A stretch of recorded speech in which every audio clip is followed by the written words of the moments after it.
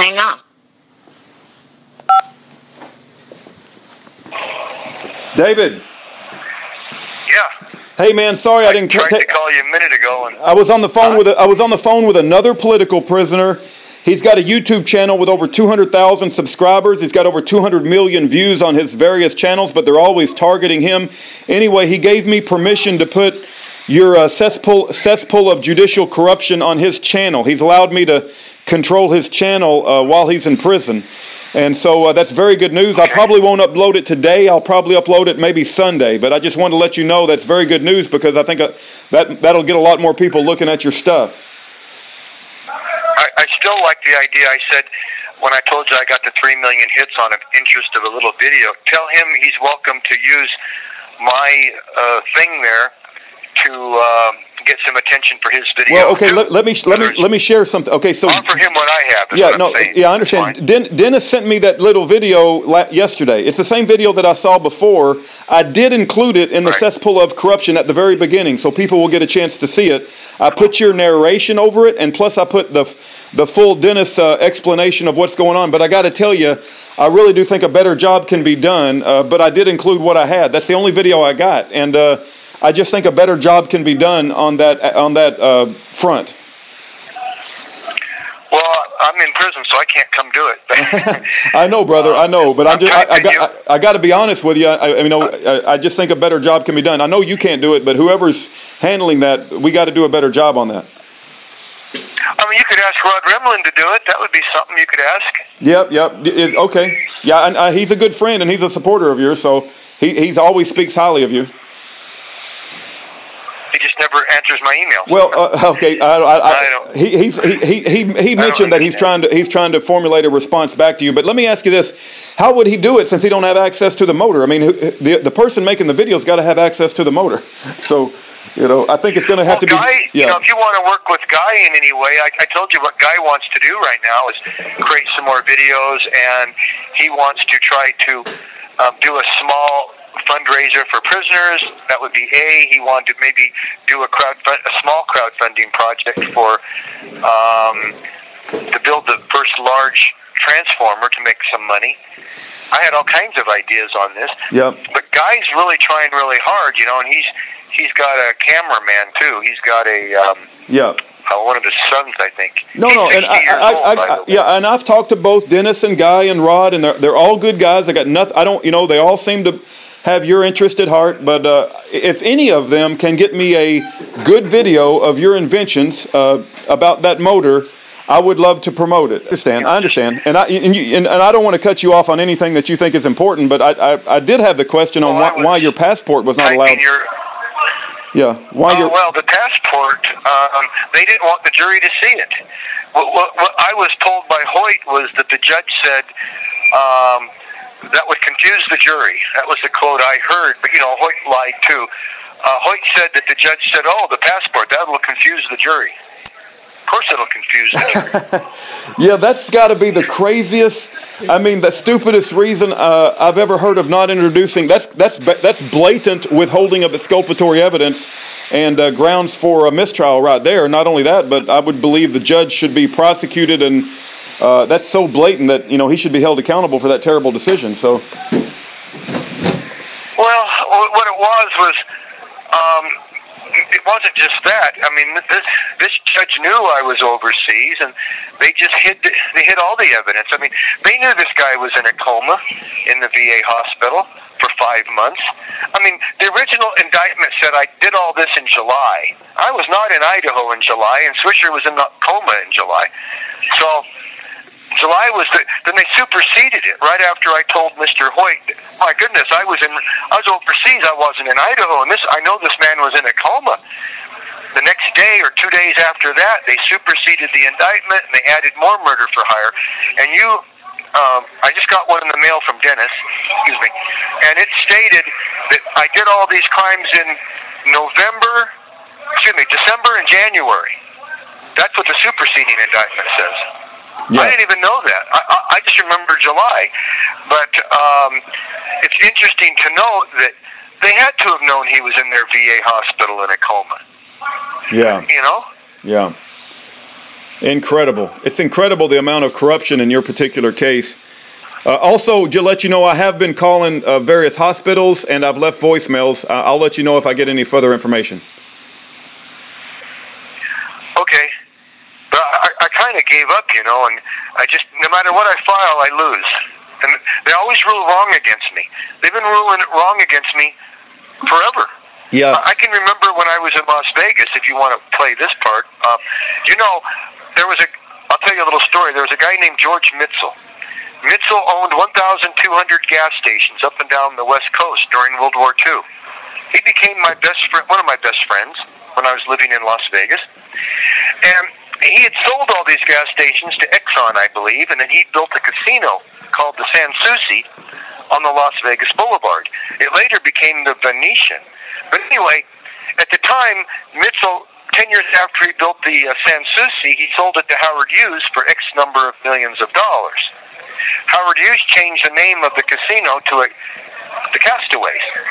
So the old casino where the Venetian is now sitting used to be called the Castaways, and it was owned by Howard Hughes, who bought it from George Mitzel. The reason I'm telling you this story is Mr. Mitzel, when he got that money from Howard Hughes, went and bought the Valley Wells Ranch. It was a ranch like the Bundy Ranch, but it was 750,000 acres of ranch land. Okay? Wow. And this land, went from Whiskey Pete's all the way to Baker, California, all the way up the Death Valley Road to the top of San Bernardino County,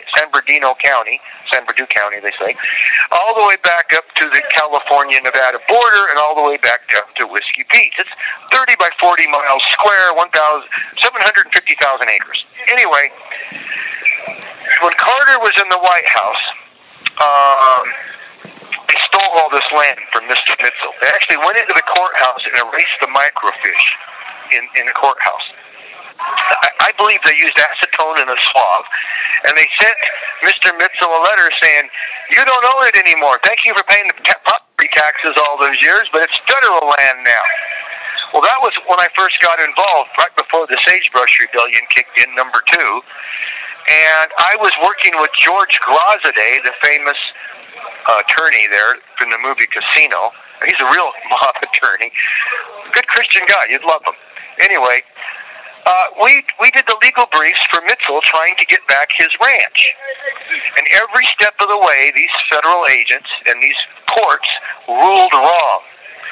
Mitzel had no family when he died, and he gave me that ranch. I kind of give up on it, you know. I should have inherited the 750,000 acre ranch, but what I got was snake eyes. I got nothing. So, you know. Yeah. It just. Yeah, I understand. I didn't really care about it, you know. But did you ever wonder why there's all those square miles of fertile land and there's lots of water there? Oh, by the way, if you're interested in hearing more about that ranch, it was originally claimed and owned by the Yates family, and the off-ramp, third off-ramp after you cross into California, is called the Yates Wells Road. Huh. And if you get off on the Yates Wells Road, there's the Yates family cemetery there, and there's the old, foundation where the house used to be before they burned it down, and there's even caves where the Chinese workers used to live.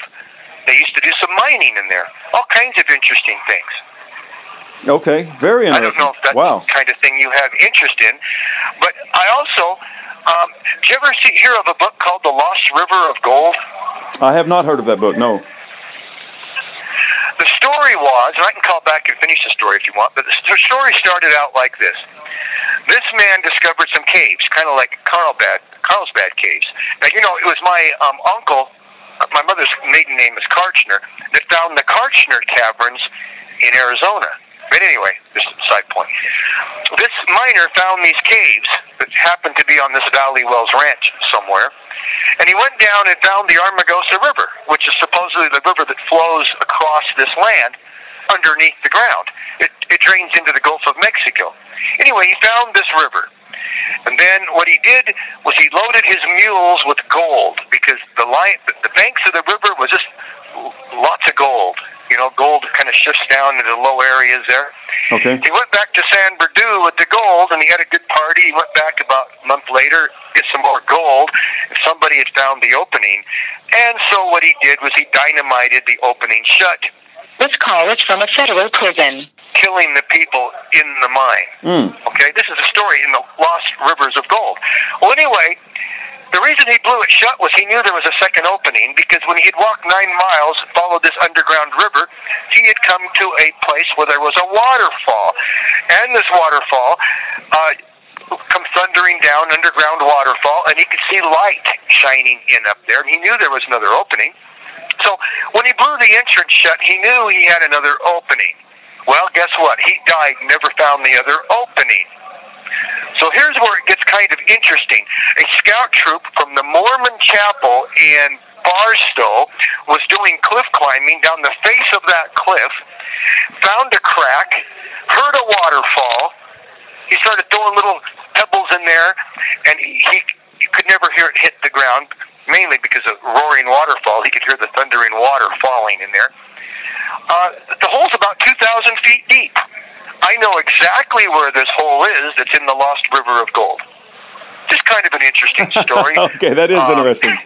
That is very interesting, David. We may run out of time here. I need to share with you the best time to call me is after 7 p.m. because I got a lot of errands to run in the day. But at the same time, if you can't, we'll do our best to take the phone calls in the daytime as best we can. That's an incredible story. The other thing, you mentioned that they always rule against you, and you're getting tired of it because the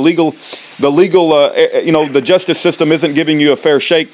That's pretty common with political prisoners. So what we're trying to do is we're trying to raise awareness at a massive level across the United States about what's going on in your case. Many times in the Bible, it says the leaders of the society feared the people. And so if we can raise your case to the masses of the people, we're hoping that they'll become so ashamed that they'll be forced to let you go.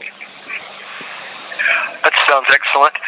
If you could talk to your man there, Gavin, tell him I'm trying to reach him. Okay. He just won't pick up. No, His grandfather died. Oh, his grandfather just died, brother. I just found out he just died today, and I'm sure he's going through some very, he's having to handle those affairs. I just found out his grandfather died today, so I'm sure that has something to do with it. Okay, I'll call you back after 7, I guess. I love you guys. All right.